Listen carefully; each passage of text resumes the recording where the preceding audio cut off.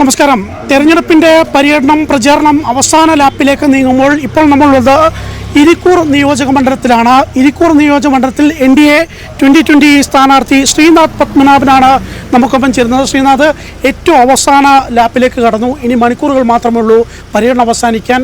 ഈ ഘട്ടത്തിൽ ഉണ്ടാകുന്ന ആത്മവിശ്വാസം എത്രത്തോളമാണ്? അല്ല, ഞങ്ങൾ വിജയത്തിൽ കുറഞ്ഞതൊന്നും പ്രതീക്ഷിക്കുന്നില്ല എന്നുള്ളതാണ് യാഥാർത്ഥ്യം. കാരണം ഞങ്ങൾ മലയോരത്തിൻ്റെ മേഖലയിലൂടെ കടന്നു പോകുമ്പോൾ അത്രയും വലിയ പോസിറ്റീവ് റെസ്പോൺസാണ് അവിടെ കിട്ടുന്നത്. 44 വർഷം ഈ മണ്ഡലം UDFിനോടൊപ്പം നിന്നിട്ട് ഇവർ മടുത്തു. കാരണം ഈ നാട്ടിലൊന്നും കിട്ടിയില്ല. 60 വർഷത്തോളമായി ഇടതും വലതും കുറ്റം പറയുന്നതല്ലാതെ ഈ നാട്ടിലേക്കൊന്നും എത്തിയിട്ടില്ല. അതുകൊണ്ട് വളരെ വിജയപ്രതീക്ഷയോട് കൂടിയിട്ടാണ്, അത്തരത്തിലാണ് ഏറ്റവും കൂടുതൽ മലയോരത്തുനിന്ന് നമുക്ക് കിട്ടുന്ന റെസ്പോൺസും. വിജയിക്കുമെന്നതിൽ കുറഞ്ഞൊന്നും പ്രതീക്ഷിക്കുന്നില്ല. ഈ മണ്ഡലത്തിൻ്റെ ഒരു പ്രത്യേക സവിശേഷത എന്ന് പറഞ്ഞാൽ കൂടുതലും കുടിയേറ്റ ജനതയാണ്. അതുകൊണ്ട് തന്നെയാണ് തുടർച്ചയായി KC ജോസഫ് ജയിച്ചു പോയിട്ടുള്ളതും അല്ലെങ്കിൽ UDF ജയിച്ചു പോയിട്ടുള്ളതും. ഇപ്പോൾ ഈ മണ്ഡലത്തിൽ NDAക്ക് ഒരു ശക്തനായ സ്ഥാനാർത്ഥി വരുമ്പോൾ അതിനെ എങ്ങനെയാണ് ആളുകൾ സ്വീകരിക്കുന്നത്? അല്ല, അതാ പറഞ്ഞു, ഈ നാട്ടിൽ ഇത്രയും കാലം ഒരു MLA ഉണ്ടായിരുന്നില്ല. ഞാൻ ജനിക്കുന്നതിനും 11 വർഷം മുന്നേ ഈ നാട്ടിലേക്ക് KC ജോസഫ് MLA ആയി എത്തിയടാ.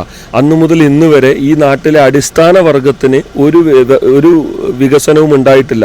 ഏറ്റവും അടിസ്ഥാനപരമായിട്ടുള്ള പ്രശ്നങ്ങളാണ് ആശുപത്രി ആയിക്കോട്ടെ, വിദ്യാഭ്യാസ സ്ഥാപനങ്ങളായിട്ട് ഉണ്ടായിട്ടുണ്ട്. ഇവിടെ ഭരിച്ചവരിരുന്ന കുടുംബക്കാരുടെ അല്ലെ പാർട്ടിക്കാരുടെ ആശുപത്രികൾ ഈ നാട്ടിലുണ്ട്. ഇപ്പോൾ ശ്രീകണ്ഠപുരത്തെ കോർപ്പറേറ്റീവ് ആശുപത്രി ഉണ്ട്.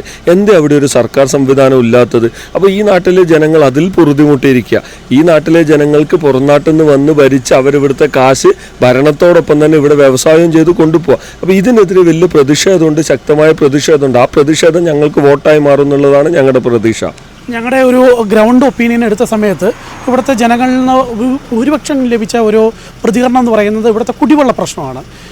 ജൽജീവൻ മിഷൻ പോലെയുള്ള കേന്ദ്ര പദ്ധതികൾ ഇവിടെ വളരെ ശരിയാക്കുന്നതിൽ വലിയ ബുദ്ധിമുട്ടുണ്ടായിരിക്കുന്നു എന്ന് പറയുന്നത് എന്താണ് പ്രതികരണം? അല്ല, ശരിക്കും ഈ മലയോര മേഖലയാണ്. അതുകൊണ്ട് തന്നെ ഒരുപാട് ഏരിയകളിൽ കുടിവെള്ളത്തിന് വലിയ പ്രശ്നം നേരിടുന്നത്. കുടിവെള്ളം മാത്രമല്ല ഇവിടുത്തെ പ്രശ്നം, കുടിവെള്ളവും ഏറ്റവും വലിയൊരു പ്രശ്നമാണ്. ആ പ്രശ്നം കേന്ദ്ര സർക്കാർ ഇവിടെ പൈപ്പിട്ട് വെച്ചിട്ട് 3 വർഷമായി. അതിലൂടെ കുടിവെള്ളം കൊടുക്കാൻ കേരള സർക്കാർ സമ്മതിക്കുന്നില്ല. UDF പറയുന്നു അവരുള്ളതുകൊണ്ടാണ് ഞങ്ങൾക്ക് ചെയ്യാൻ വേണ്ടി പറ്റാത്തതെന്ന്. ഈ ബേസിക്കലി അങ്ങോട്ടും ഇങ്ങോട്ടും കുറ്റം പറയലും, എന്താ പറയുക, അങ്ങോട്ട് അവർ ചെയ്യാത്തതുകൊണ്ട് ഞങ്ങൾക്കാവുന്നില്ല, ഞങ്ങൾ ചെയ്യാത്തതുകൊണ്ട് അവർക്കാവുന്നില്ല എന്നല്ലാതെ അടിസ്ഥാന വർഗത്തിന് ഇതൊന്നും എത്തുന്നില്ല എന്നുള്ളതാണ് യാഥാർത്ഥ്യം. കുടിവെള്ള പ്രശ്നം മാത്രമല്ല ഇവിടുത്തെ പ്രശ്നം. അർജുൻ അറിയുന്നത് പോലെ തന്നെ നമുക്ക് മലയോര മേഖലയിലെ ഏറ്റവും വലിയ സമ്പത്താണ് ഇവിടുത്തെ പ്രകൃതി ഭംഗി.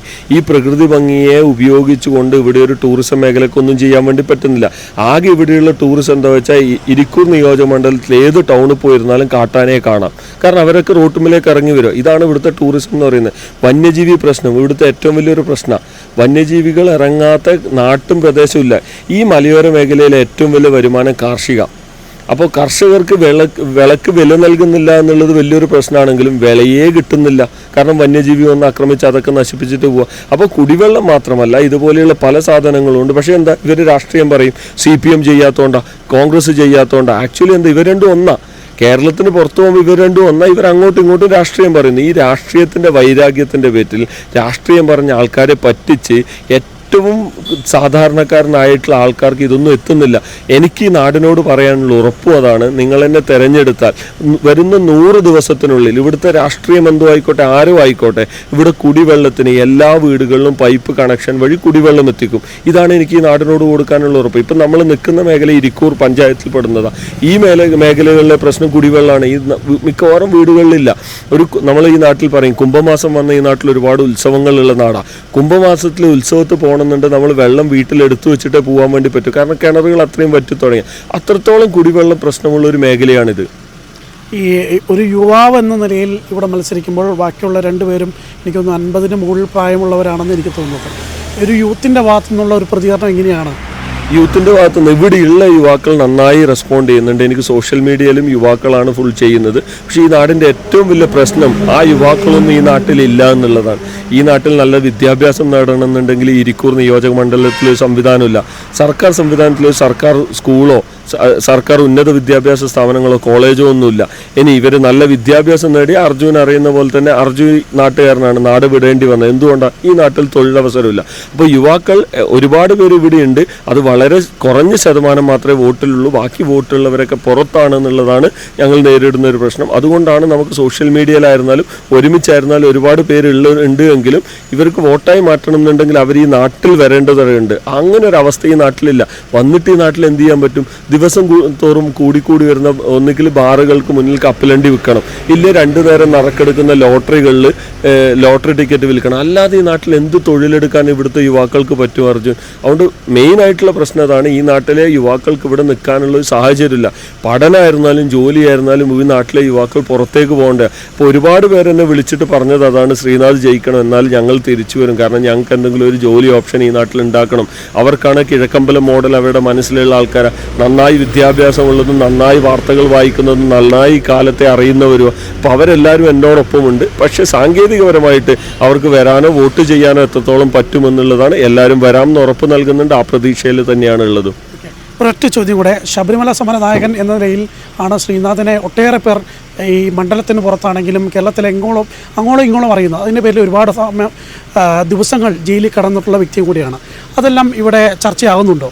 ഉറപ്പായിട്ടും ഈ മലയോര മേഖലയിലെ ഒരു പ്രത്യേകത എന്താ വെച്ചാൽ വിശ്വാസികൾ കൂടുതലുള്ള സ്ഥലം. അത് ഏത് മതവിശ്വാസികളായിക്കോട്ടെ, വിശ്വാസികൾ കൂടുതലുള്ള ഇവിടെയുള്ള സാധാരണക്കാർക്കറിയാം, ഒരു വിശ്വാസിക്ക് മാത്രമേ ഈ നാട്ടിലെ വിശ്വാസ സംരക്ഷണം ചെയ്യാൻ വേണ്ടി പറ്റൂ. അവിശ്വാസിക്ക് ഇപ്പോൾ ഏത് മതത്തിൻ്റെ ആയിക്കോട്ടെ, ഒരു അവിശ്വാസിക്ക് ഇവിടെ വിശ്വാസ സംരക്ഷണം ചെയ്യാൻ വേണ്ടി പറ്റില്ല. അപ്പോൾ ഏത് മതവിശ്വാസിയായിരുന്നാലും അവർക്ക് ഉറപ്പുണ്ട്, ഒരു വിശ്വാസിയായ ഞാൻ ഈ നാട്ടിലെ വിശ്വാസികൾക്ക് വിശ്വാസ സംരക്ഷണത്തിന് ഞാൻ അവരോടൊപ്പം നിൽക്കുന്നു. അതുകൊണ്ട് തന്നെ വളരെ പോസിറ്റീവായ റെസ്പോൺസാണ് എല്ലാ മതവിഭാഗങ്ങളിൽ നിന്നും നമുക്ക് കിട്ടുന്നത്. പ്രത്യേകിച്ച് ഈ മലയോര മേഖലയിൽ എല്ലാവരും വിശ്വാസികൾ കൂടിയാണ്. എന്തായാലും വലിയ വിജയാശംസകൾ നേരുകയാണ്. വലിയ രീതിയിലുള്ള പ്രചരണത്തിൻ്റെ തിരക്ക് തന്നെയാണ് ഉള്ളത്. പ്രചരണത്തിന് തിരക്കിനിടയിൽ 10 മിനിറ്റ് നമ്മളൊന്ന് പിടിച്ചു നിർത്തിയതാണ് ശ്രീനാഥിനെ. ഇരിക്കൂറിൽ നിന്നും ക്യാമറമാൻ ആദിത്യ ജെ രാജിനോടൊപ്പം അർജുൻ സി വനജ്.